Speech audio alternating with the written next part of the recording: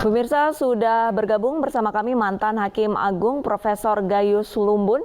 Selamat pagi, Pak Gayus. Mohon maaf, Pak, bisa diulang. Selamat pagi, Pak Gayus. Selamat pagi. Oh baik, suaranya sudah terdengar. Pak Gayus sehat, Pak? Ya, saya sehat hari ini, siap untuk mengisi acara ini. Baik, mantap. Pak Gayus, ini kita melihat untuk persidangan pemeriksaan saksi dengan kedua terdakwa Kuat Ma'ruf dan Ricky Rizal. Kalau misalkan kita menarik ke belakang dari keterangan saksi Susi pada persidangan sebelumnya, Pak Gayus, ini Kuat Ma'ruf ini menjadi sorotan nih Pak Gayus, karena setelah hakim menggali keterangan dari Susi, ini sempat dikatakan Kuat Ma'ruf ini merupakan bukan supir biasa. Nah, kalau misalkan mendengar dari hakim anggota ini, kalau dari sudut pandang Pak Gayus ini seperti apa nih Pak? Ya, saya kemarin mengikuti walaupun tidak lengkap, tapi kira-kira memang saksi Susi mempunyai banyak perbedaan di kesaksiannya. Si hakim berkali-kali menegur bahwa ada ancaman pidana di pasal 242 misalnya sampai dengan 7 tahun, bahkan bisa 9 tahun kalau merugikan pihak lain. Dan perhatian ini mendapat kesadaran dari bersangkutan di akhir kesaksian di saat itu sepertinya ada perubahan-perubahan keterangan sehingga hakim tidak mengenakan pasal ini untuk memerintahkan JPU mengambil langkah-langkah adanya pelanggaran hukum dan ini saksi palsu. Nah, itu diatur memang ketika dia mencabut di kesempatan terakhir ketika dia akan menjudai acara saksi itu, dia merubah lagi. Perubahan yang saya lihat adalah mengenai menggendong Putri istri dari FS, kemudian itu dirubah bukan digendong oleh Eliezer. Itu salah satu yang saya perhatikan. Nah, ini perlu nanti di sidang ini. Ini penting hari ini karena dua saksi bagi saya sangat menentukan adalah Kuat Ma'ruf dengan Brigadir Richard ini ya. Ricky Richard ya, atau Ricky Rizal. Ya, ini penting. Saya kalau fokus pada hari ini untuk RR yang saya singkat sebagai RR ini memang luar biasa. Hal yang menarik memang dia berani melawan perintah untuk tidak melakukan. Nah, ini perlu digali lebih lanjut. Walaupun status hari tersangka bersama-sama dengan pelaku utama, tetapi dia sempat menolak untuk melakukan sebagai eksekutor. Ini perlu digali dan bahkan saya memberikan perhatian khusus ini bahwa dia berani melawan seorang jenderal atas perintahnya, dan ini bagi saya harus saya katakan ini role model, ini contoh teladan untuk semua anggota kepolisian mengukur apakah layaknya sebuah perintah apa tidak. Diatur di Perkap secara khusus tuh, termasuk Perkap nomor 7 tahun 2002 yang terakhir, perintah atasan harus diukur dengan ada berlawanan apa tidak. Kalau tidak wajib ditolak, yaitu berkaitan dengan norma hukum, norma kesusilaan harus ditolak, dan ini telah dilakukan oleh RL. Ini perlu nanti digali dan mungkin ini akan menjadikan bagian yang penting sebagai pembelajaran, edukasi maupun informasi. Pak Gayus, jika RR bisa menolak, berarti ada potensi untuk bawahan-bawahan lainnya juga sebenarnya menolak perintah dari Verdi Sambo, Pak Gayus. Iya, karena ada ukurannya. Perkap itu peraturan Kapolri, itu undang-undang tidak hanya mengikat Polri, karena itu undang-undang mengikat publik. Itu diatur secara khusus bahwa semua peraturan presiden, peraturan Mahkamah Agung, peraturan Kapolri itu menjadi undang-undang bagi masyarakat juga untuk mengetahui bahwa di Perkap diatur yang memerintah maupun yang diperintah sebagai atasan dan bawahan. Kalau sebagai bawahan yang diperintah, ukurannya adalah wajib ditolak, itu melanggar norma hukum, melanggar norma kesusilaan, dan melanggar norma agama. Tiga hal ini dengan tegas diatur di Perkap nomor 7 tahun 2002 yang baru ini. Baik. Yang lama sama. Perkap yang lama juga tahun 2011 kalau tidak salah ya. Itu juga merupakan bagian dari semua anggota Polri mentaati Perkap ini. Baik, Pak Gayus, tahan dulu dialog kita karena pemirsa usai Baik, pemirsa, untuk kondisi di ruangan persidangan di sisi sebelah kanan layar televisi Anda, ini hakim majelis sudah hadir di ruangan persidangan, pemirsa. Tadi sebelumnya juga sempat dipanggil satu persatu terdakwa Ricky Rizal dan Kuat Ma'ruf oleh hakim majelis. Dan saat ini di dalam ruangan persidangan tengah bersiap-siap untuk melanjutkan agenda, yaitu adalah pemeriksaan saksi yang diajukan jaksa penuntut umum. Kurang lebih ada sebanyak 12 saksi yang akan dihadirkan pada persidangan hari ini.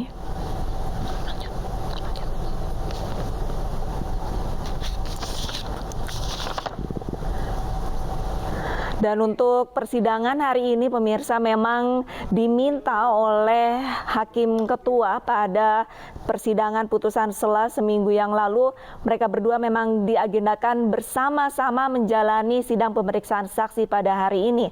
Pasalnya karena saksi yang diajukan oleh jaksa penuntut umum sama, yaitu ada 12 saksi dari kerabat dan keluarga korban, yaitu almarhum Brigadir Yosua.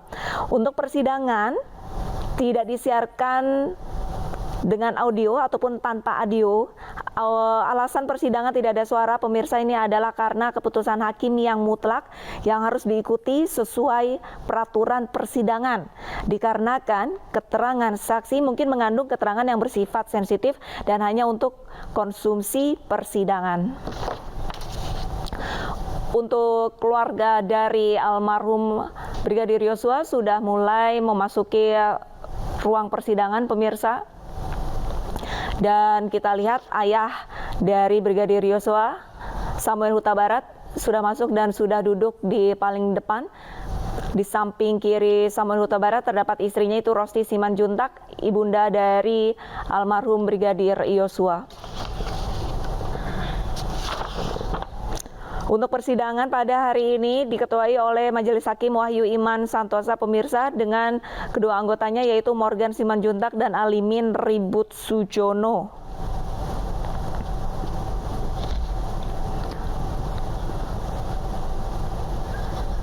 Masih menggunakan ulos yang sama, ibunda dari almarhum Brigadir Yosua, Rosti Simanjuntak, menggunakan motif ulos yang sama di atas kepalanya.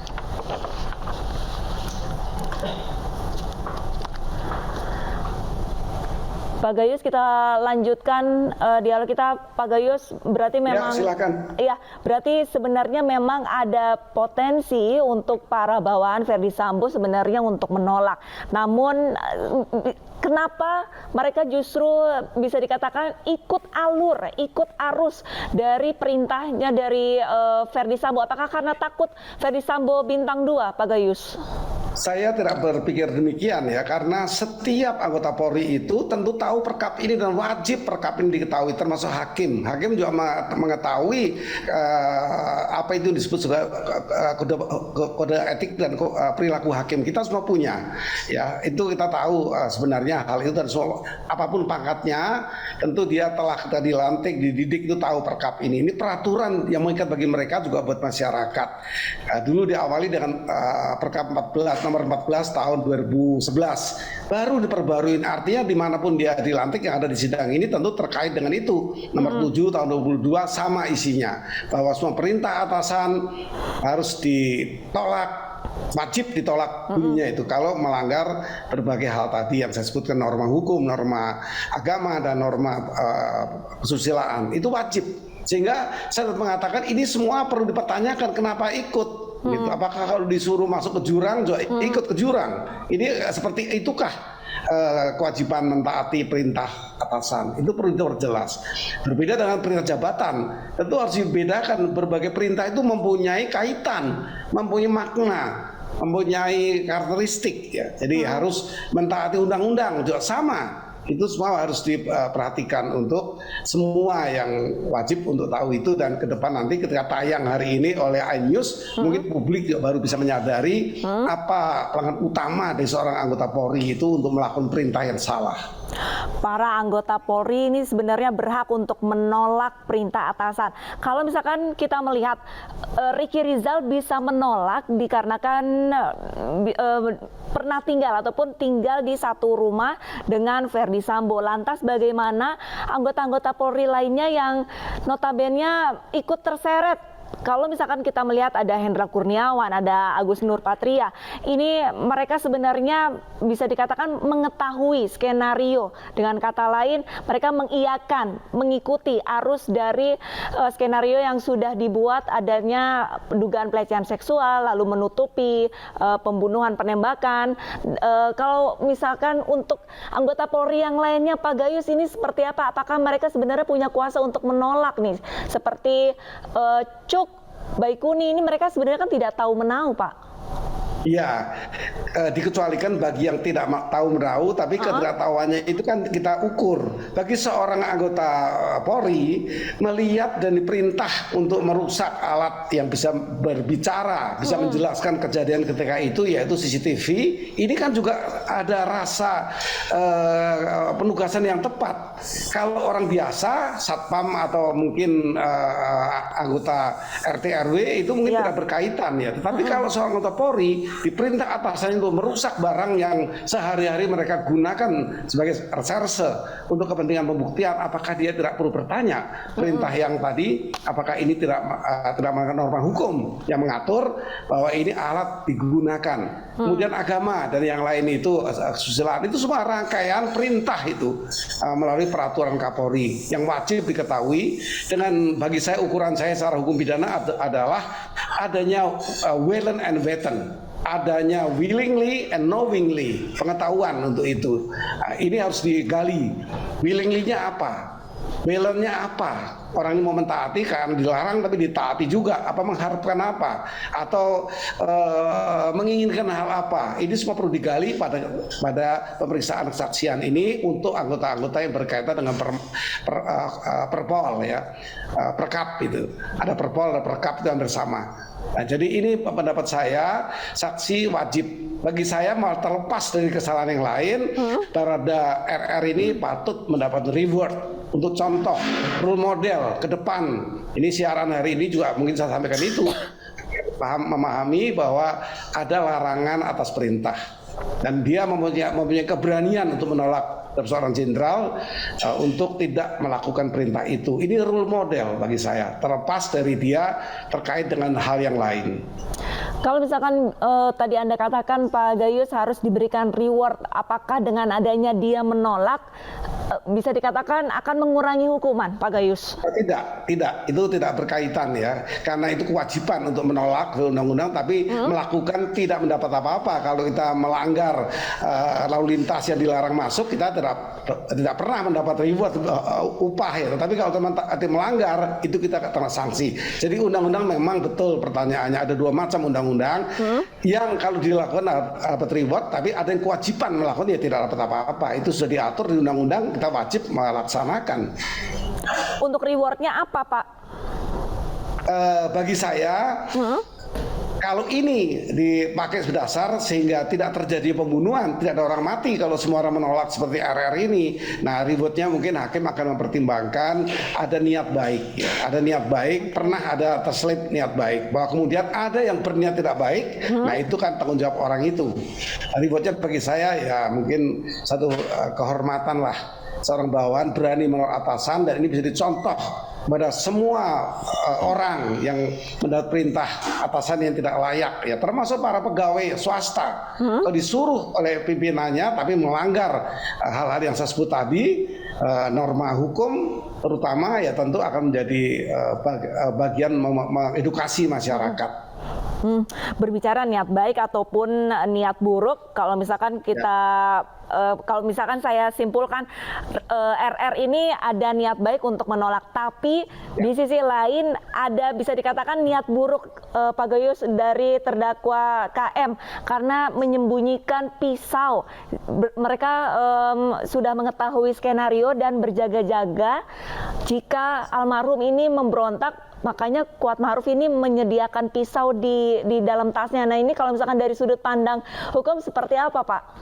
Ini bagi saya merupakan pasal betul 55, tetapi ini percobaan. Percobaan itu diatur di pasal 53 ayat 2 dan 3. Percobaan yang belum dilaksanakan tapi sudah persiapan. Ada persiapan tapi tidak dilaksanakan. Nah ini persiapan yang mengarah kepada sebuah perbuatan pidana. Ini ada ancaman hukumannya.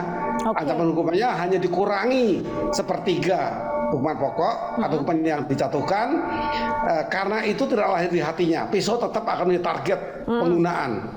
Tapi kalau pisau ini tidak jadi dipegang atau digunakan, kan dia sadar. Kalau dia tidak sadar, penuh itu, sempurna. Jadi percobaan yang sempurna dalam bahasa hukumnya. Itu persiapan untuk melakukan kejahatan dan pembunuhan. Baik. Walaupun belum digunakan. Baik, tahan dulu Pak Gayus dan pemirsa, kita akan simak kembali kondisi di ruangan persidangan. Samuel Huta Barat, ya.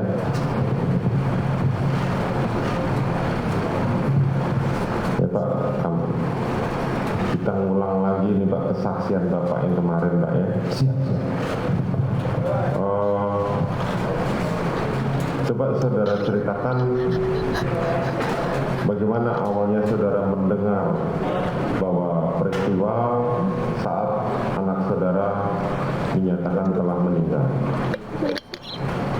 Yang saya dengar pertama sekali bahwa anak saya almarhum Joshua telah meninggal dunia. Ada kabar dari anak saya yang paling bungsu. Pemirsa, persidangan sudah dimulai dan untuk persidangan pemeriksaan saksi pada hari ini sama seperti persidangan sebelumnya, yaitu disiarkan tanpa audio ataupun tanpa suara. Alasan sidang tidak ada suara dikarenakan keputusan hakim yang mutlak dan harus diikuti sesuai peraturan persidangan. Dikarenakan keterangan saksi kemungkinan ada mengandung keterangan yang bersifat sensitif dan hanya untuk konsumsi persidangan. Tadi majelis hakim mengkonfirmasi ke-12 saksi dan saat ini ayah dari Brigadir Yosua yaitu Samuel Huta Barat sedang dimintai keterangan oleh hakim majelis yaitu Wahyu Iman Santosa.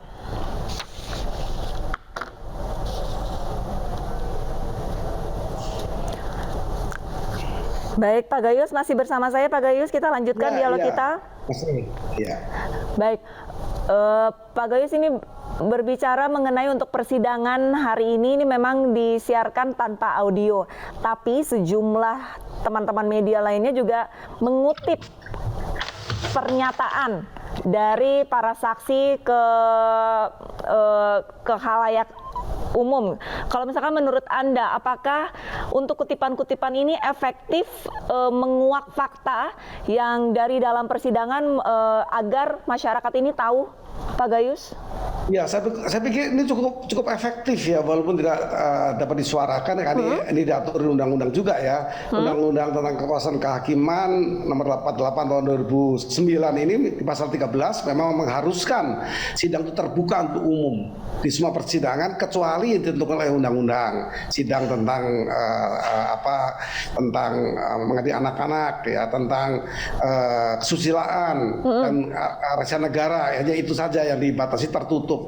Ini terbuka tapi dikuranginya dengan suara. Itu wajar saja karena kesaksian ini supaya tidak diketahui oleh saksi yang lain. Itu yang pertama. Tapi ini kemajuan luar biasa karena ini boleh tayangkan hanya suara yang tidak, seperti itu.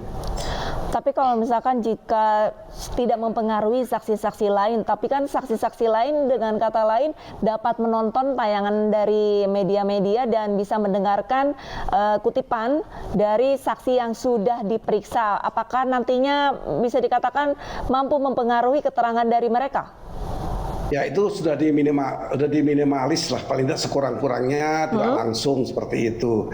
Tetapi Mahkamah Agung pernah menerbitkan Perma nomor 1 tahun 2019 di mana juga terbuka karena ini menggunakan e-court namanya, sidang mengenai menggunakan e-court ya, tapi terbuka. Jadi memang ini situasional, ini karena COVID-19 terjadi, maka di tahun 2019 Mahkamah Agung menginstruksikan kepada sebuah pengadilan membolehkan acara-acara tertentu, tidak semua acara, melalui tayangan e-court atau melalui Zoom. Itu dibolehkan. Jadi memang ada kebijakan-kebijakan yang diatur menjadi kebijaksanaan yang disesuaikan dengan situasi. Baik, berarti memang diperbolehkan ya Pak ya, melihat situasi dan sudah diatur. Baik, Pak Gayus, dalam persidangan sebelumnya Pak Gayus ini baik Sambo ataupun PC ini sempat menyampaikan permohonan maaf. Nah, kalau misalkan sudah menyampaikan permohonan maaf, apakah bisa mempengaruhi penilaian hakim Pak Gayus? Saya punya pandangan khusus mengenai arti maaf ini. Apa, Pak? Maaf yang punya makna berkaitan dengan perbuatan itu memiliki karakter yang berbeda-beda. Maaf dalam hal ini, kasus ini, kalau yang minta maaf itu mau melakukan karakteristik maaf di perkara ini, yaitu apa? Menjawab dengan jujur semuanya. Ada pertanyaan dari saksi korban, keluarga dari korban ini mengatakan, ingin tahu saya menangis, apa sebabnya anak saya dibunuh? Itu esensial sekali pertanyaannya. Nah, maaf dalam karakteristik ini harusnya bisa dijawab ya, bisa sebagai bentuk maaf, yaitu penyesalan. Maaf itu kan penyesalan. Kalau di perkara tipikor korupsi itu mengembalikan penyesalannya itu dalam bentuk maaf, mengembalikan semua hasil yang dikorupsi.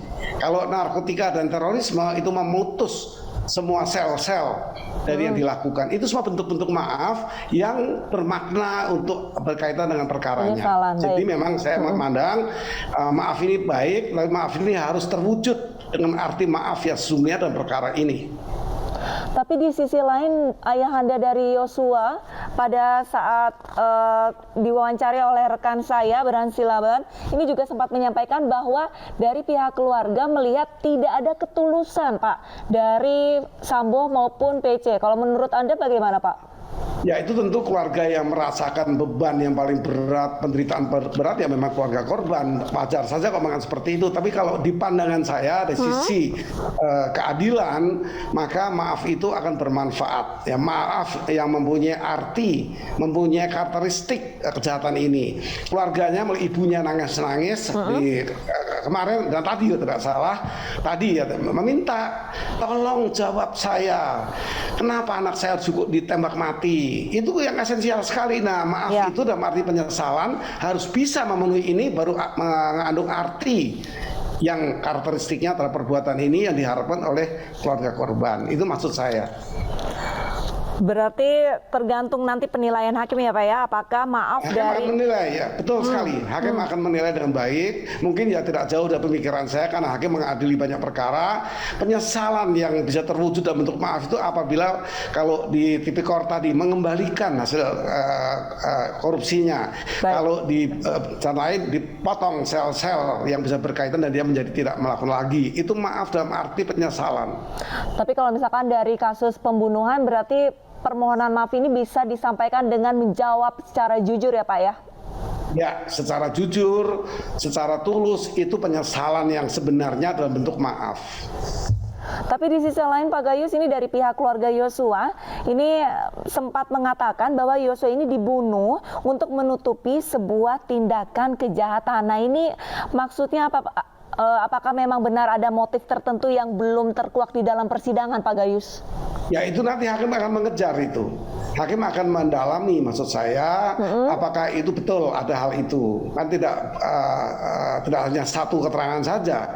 Hakim mempunyai hak untuk mendapatkan petunjuk lain. Petunjuk itu diatur di pasal 184 ayat 1. Hak hakim untuk mendapat petunjuk sehingga dia yakin maka dia memutuskan bentuk apa hukumannya. Itu hakim mempunyai hak untuk petunjuk yang isinya adalah ada perbuatan, keadaan, dan kejadian diuraikan masing-masing. Siapa yang berbuat, bagaimana kejadiannya, bagaimana keadaannya, itu semua akan dimiliki oleh hakim. Dengan itu membangun logikanya, jadi keyakinan dan menjadikan sikap, yaitu putusan. Pak Gayus, berbicara mengenai motif ini sebenarnya masih banyak spekulasi ataupun narasi-narasi yang belum jelas, yang masih simpang siur di masyarakat, dan di dalam persidangan pun bisa dikatakan masyarakat belum bisa menangkap ini untuk motif pembunuhan dari Brigadir Yosua ini sendiri apa. Lantas di dalam persidangan apakah memungkinkan nanti hakim majelis ini menguak motif sebenarnya dari pembunuhan Brigadir Yosua, Pak Gayus? Ya, bagi saya motif itu akan dikaitkan dengan bentuk pembunuhannya, berencana atau spontan. Itu saya sudah sangat paham dan semua ahli hukum paham itu. Kalau kekerasan seksual sebagai motif, maka ini merupakan kemarahan yang memuncak sehingga spontan melakukan pembunuhan. Nah, bukan berencana. Itu kalau tujuan menemukan motif. Motif ini bisa terungkap nanti. Bagi saya tidak harus dengan motif. Baru motif penting, tapi saya lebih fokus pada persiapan. Persiapan apa seorang terdakwa utama ini melakukan sebuah pembunuhan, tidak hanya motif. Nah, persiapan ini sudah saya temukan kalau dalam peristiwa yang saya saksikan, yaitu persiapan untuk menghasut orang lain untuk melakukan, yaitu Barada RR, Ricky Rizal misalnya menolak. Nah, ini kan sudah menunjukkan persiapan mengisi peluru menjadi sekian butir. Itu persiapan, masih banyak yang lain lagi. Nah, tidak usah fokus kepada motif, makanya motif ini tidak diangkat di dakwaan. Motif apa tidak pernah diuraikan, karena kalau kekerasan seksual tadi telah diputuskan di PN Jakarta Selatan untuk dihentikan. Nah, ini tentu jangan fokus hanya menggali untuk menentukan apakah ini berencana apa spontan. Pakai saja logika yang lain yang sesuai dengan alat bukti yang sah, yaitu persiapan. Jika dari unsur hukum pidana ini kan yang harus dibuktikan itu adalah untuk peristiwanya atau deliknya sendiri, Pak Gayus, tolong benarkan jika saya salah. Dua-duanya, yaitu analisis perbuatan dan analisis yuridis namanya. Pengelompokannya dua. Analisa pada perbuatan, kejadian dan keadaan tadi, perbuatan itu menjadi salah satu peristiwa. Jadi analisis perbuatan itu. Lalu analisis yuridisnya, apa kaitannya pasal yang didakwakan 340, 338, Yunto 55, 56. Itu semua dirangkai. Berarti bisa dikatakan sudah disiapkan dengan matang. Tapi kalau misalkan kita lihat dari persidangan sebelumnya, ini seolah-olah dari tim kuasa hukum ingin melepas tuntutan dari pembunuhan berencana menjadi pembunuhan spontan.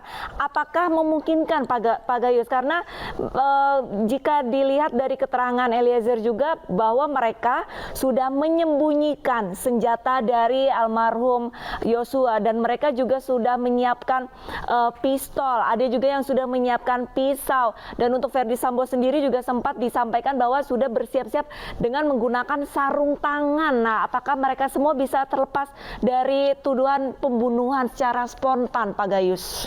Kalau tadi saya uraikan, pembunuhan spontan atau berencana itu kan ditambah lagi dengan menyembunyikan pistol di mana, pisau di mana, itu kan sudah persiapan. Kalau sudah ada unsur persiapan kan nggak perlu lagi kita menggali dari motif. Ini pendapat saya, ini logika sebenarnya, ini logika hukum ya, akan hukum pidana akan mengatakan begitu. Oh, berencana itu berarti ada persiapan, mengasah golok untuk membacok orang, ini persiapan semua. Dan persiapan ini menjadi bagian dari perencanaan. Persiapan ini paling ringan seperti Barada RR itu kan sudah terlibat dengan perencanaan tapi tidak melakukan perintah. Lima-limanya dia bisa tidak kena. Nah, ini bagian-bagian dari bagaimana unsur-unsur perbuatan dan yuridisnya atau perbuatan dan undang-undangnya. Itu bisa dipersesuaikan lagi itu nanti. Tapi itu bagi saya rumusnya tidak perlu mencari motif. Untuk yang mencuatkan, menarasikan, hati-hati. Karena saya dibangun oleh penegak hukum yang bernama advokat. Karena advokat sekarang penegak hukum. Undang-undang nomor 18 tahun 2003 itu penegak hukum. Nah, kalau penegak hukum melanggar hukum itu ada ancamannya. Kalau di advokat mungkin contempt of court, penghinaan kepada peradilan, sanksinya dicabut izinnya untuk berpraktek sebagai advokat selama waktu tertentu. Kali ini oleh advokat dengan sengaja menarasikan yang tidak benar, sadar bahwa itu tidak benar, itu bagian baik. Kalau bagi umum lain lagi, ini tentu sudah kebohongan atau saksi palsu, kebohongan kesaksian atau kesaksian yang palsu, ini ada ancaman hukumannya untuk bagi saksi khusus. Ada hukumannya dan ada sanksinya, Pak Gayus ya. Tapi kalau misalkan kita fokus ke Ricky Rizal ataupun terdakwa RR, tadi Anda sempat menyampaikan dari RR sendiri harus diberikan reward.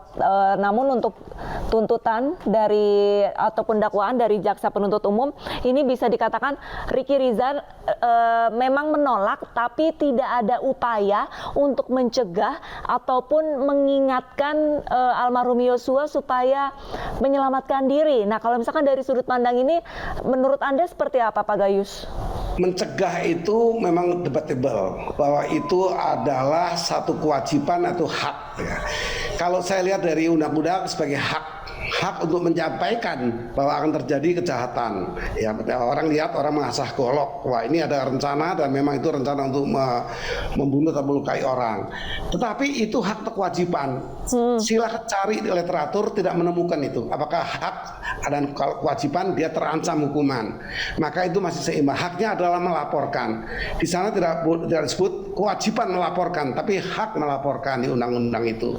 Jadi bagi saya, ya nanti hakim akan menilai kemana arahnya. Kalau dia diam di tempat itu dan bersaksi bohong, dia ikut-ikutan, oh itu dia betul itu kok seperti digendong dan sebagainya, itu karena saya ada di situ, cuma beda lantai misalnya, ada unsur kebohongan menutup-nutupi kebenaran, nah itu obstruction of justice-nya akan menjadi yonto, gitu, akan menjadikan dakwaan yang lain. Jadi ini kita lihat nanti kedudukan RR ini seperti apa. Tapi jelas dia ada di situ dan dia tidak mencegah.